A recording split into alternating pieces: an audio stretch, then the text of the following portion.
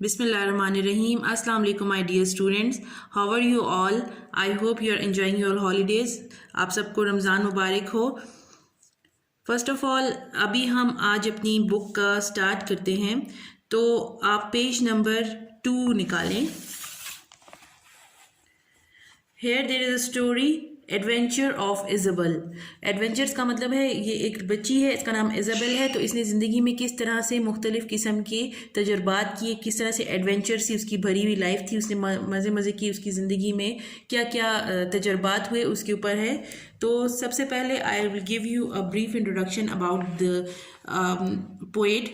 The name of the poet is Ogden Nash. उनकी date of birth थी 1902 से 1971 पर उनकी डेथ हुई. Was an American poet. ये एक अमेरिकन पोएट थे. Knowing for writing light comic verses. इनका जो है ये इसलिए जाने जाते थे क्योंकि ये बहुत ही लाइट हल्की किस्म की कॉमिक, जिसमें डिफरेंट किस्म की बच्चों के बारे में जो है वो कॉमिक करेक्टर्स थे, उनके ऊपर वर्सेस लिखते थे. He wrote over 500 comic poems. उन्होंने 500 से ज़्यादा कॉमिक पोइम्स लिखी. From the young age he loved to rhyme and would make often make up or adopt words he would not find on that rhyme.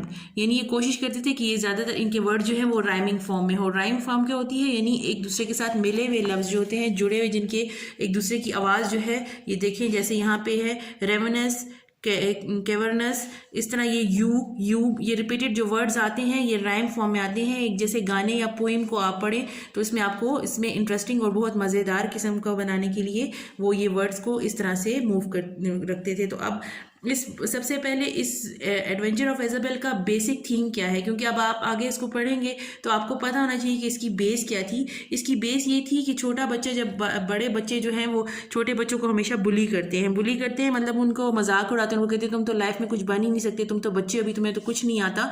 तो ये इस तरह से वो बच्चे जो है उनकी जो है डिप्रेशन में चले जाते हैं. वो खुद को समझते हैं कि हाँ वाकई हम तो लाइफ में कुछ नहीं कर सकते, और बड़ों को बुरा सलूक की वजह से उनके जो है वो कैरेक्टर के ऊपर डिफरेंट तरह के नेगेटिव इम्पैक्ट्स होते हैं.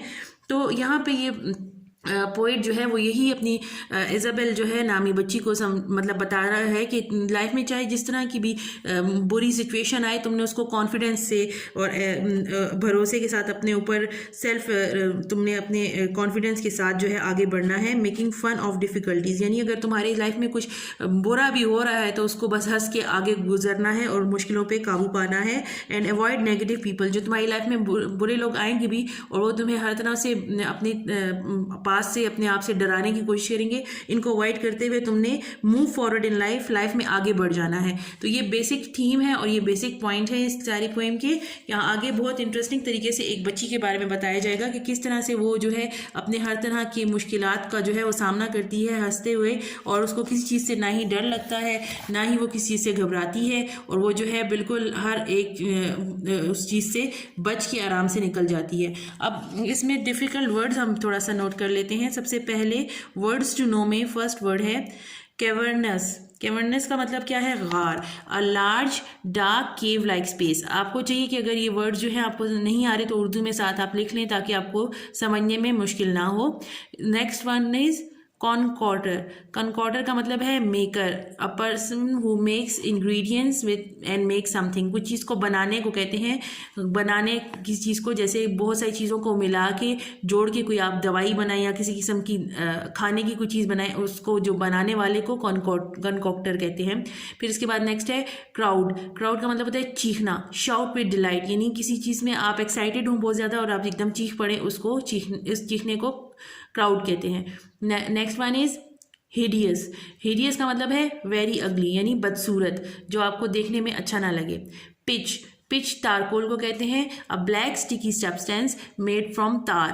आपने वो देखा होगा अक्सर रोड बन रहा होता है तो वो काले रंग का लिक्विड होता है जो रोड पे डाला जाता है, तो ये सारा तार जो है उसको पिच कहा जाता है. ये काले रंग का लिक्विड होता है.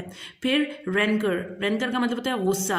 अ लॉन्ग स्टैंडिंग बिटरनेस और रिजेंटमेंट, यानी किसी वजह से आप बहुत ज़्यादा किसी बात की से आपको अंदर गुस्सा आया हुआ है, बिटरनेस आई हुई है, आप इस चीज़ से बहुत ज़्यादा तंग हैं और आपको गुस्सा आया, इस चीज़ को कहते हैं रेंकर. फिर रेवेनस का मतलब होता है बहुत भूखा, वेरी हंग्री, जिसको बहुत ज़्यादा भूख लगी हो। स्करी, अब ये बार बार इस पोएम में वर्ड स्करी आएगा। स्करी का मतलब होता है जल्दी, यानी move हरिडली with short quick steps, जल्दी से आप इधर उधर भाग जाएं, इधर उधर मूव करें एक जल्दबाजी में, उसको स्करी बोलते हैं। फिर सेल्फ रिलायंट का मतलब है खुद पर भरोसा करना। Able to rely on and look after oneself, यानी अपने ऊपर आपको इतना भरोसा है कि आप लाइफ में कुछ भी कर सकते हैं, इसको कहते हैं। फिर स्प्रिंकल का मतलब होता है छिड़कना, यानी इरेगुलर, डिस्पर्स, रैंडमली स्प्रेड। अब यहाँ पे जो है मुख्तलिफ तरह से इसको यूज़ किया जाता है। यहाँ पे जो है ये स्प्रिंकल का मतलब है कि छिड़काव की तरह से इरेगुलर तरीके से जो है वो फैला हुआ था। और ये ज़्वी बैग का मतलब होता है डबल रोटी, टोस्टेड क्रिस्प ब्रेड, यानी जिस डबल रोटी को आप थोड़ा सा सेंक लेते हैं और वो क्रिस्पी हो जाती है, उसको बोलते हैं। ठीक है, ये हो गया। अब यहाँ पे इस पोएम को हम स्टार्ट करते हैं। इसमें इज़ाबेल के बारे में बोला गया है। तो सबसे पहला क्या है, Isabel met an enormous bear. Isabel didn't care. The bear was hungry, the bear was ravenous. The bear's big mouth was cruel and cavernous. The bear said, Isabel, glad to meet you. How do, Isabel? Now I will eat you. Isabel, don't worry. Isabel didn't scream or scurry. She washed her hands and she straightened her hair up. Then Isabel quietly ate the bear up. ठीक है, ये यहाँ तक पहले हम पढ़ते हैं।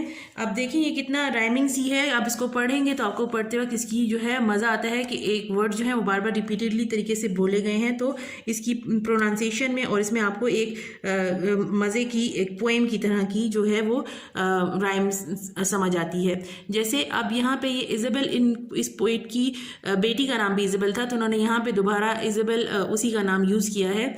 Isabel met an enormous bear, यानी यहाँ पे आप तस्वीर में देखते हैं ये बच्ची इज़ाबेल है, इसने एक बड़ा सा बियर देखा। ठीक है, वो बहुत बड़ा सा था। एनॉर्मस का मतलब होता है बड़ा, तो उसने क्या किया, उसने एक बड़े से बियर को जब देखा, अगर आप बियर को देखेंगे तो आप तो डर जाएंगे। यहीं पे यही बात बताई हुई है कि वो डरी नहीं। इज़ाबेल डिडंट केयर, तो उसको बिल्कुल भी कुछ फ़र्क नहीं पड़ा कि एक बड़ा सा भालू आके आपके पास आके खड़ा हो जाए, जिसके बड़े बड़े दांत हों और वो जो है उसके मुंह से पानी निकल रहा हो और वो आपको खाने के लिए आगे आए। The bear was hungry, the bear was ravenous, यानी वो एक बहुत ज़्यादा वो भूखा था, और मतलब बहुत ज़्यादा ही भूखा था, और उसको देख रहा था कि अभी मैं तुम्हें खा जाऊँगा। The bear's mouth was cruel and cavernous, उसका मुंह जो था वो बहुत क्रूअल था, ऐसा लगता था बस ये जालिम है, अभी इसको खा जाएगा, और साथ में गार की तरह उसका मुंह खुला हुआ था कि बस अभी मैं तुम्हें खा जाऊंगा। The bear said, Isabel glad to meet you, वो जो ही उसको मिला तो उसको, जैसे हम किसी को मिलते हैं तो कहते हैं प्लीज़ टू मीट यू, आप कैसे हैं, तो उसने कहा अच्छा तुम कैसी हो। हाउ डू इज़ाबेल, कैसी हो तुम। Now I will eat you, अब मैं तुम्हें खाऊंगा। इज़ाबेल डिडंट वरी, इज़ाबेल बिल्कुल परेशान नहीं हुई। इज़ाबेल डिडंट स्क्रीम का मतलब है चीखना, और स्करी का मतलब होता है भागना।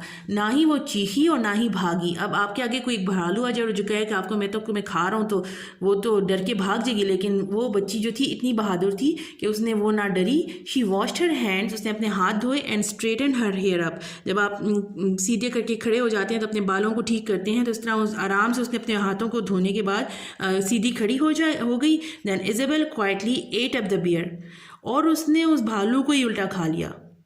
अब देखिए यहाँ पे ये वही थीम आ जाती है कि वो एक परेशानी उसके आगे आई कि बस तुम्हारे आगे तो मैं आके खड़े हो गया हूँ, बस अब तो तुम्हें खा जाऊँगा। लाइफ में भी ऐसे हमारे पॉइंट्स आते हैं कि हम लोग बिल्कुल कहते हैं कि बस अब तो लाइफ ख़त्म हो गई है, लेकिन यहाँ पे उसकी हिम्मत बताई गई है कि देखें उसने तो उल्टा उस भालू को ही खा लिया जिसने उसको खाने के लिए उसके आगे वो बढ़ रहा था।